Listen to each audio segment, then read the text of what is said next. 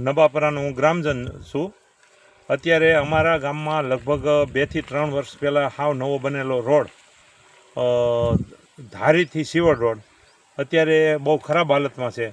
તો અમારી માગણી એવી છે કે અત્યારે તાત્કાલિક એની માથે નવો રોડ મંજૂર થાય અને નવો કરી દે, તો જેને કારણે જે અકસ્માત અવારનવાર થાય છે અને જે લોકો પડી અને જેને દવાખાને દાખલ કરવો પડે છે, તો એ બધું બંધ થાય.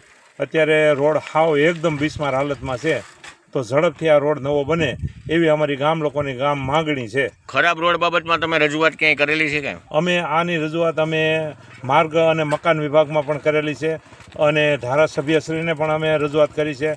અમે પ્રાંત સાહેબને પણ આ બાબતમાં વાત કરી અને એને પણ લખીને આપેલું છે. એટલે હવે અમે તો એવી માગણી કરી કે ઝડપથી આ રેડી થાય તો આમાં કોઈ અકસ્માતનો ભય જાય અને કોઈ લોકો જાનહાનિ થતી અટકે. અમારો એક જ એ જ ઉદ્દેશ છે, અમારો બીજો કોઈ ઉદ્દેશ છે નહીં આમાં.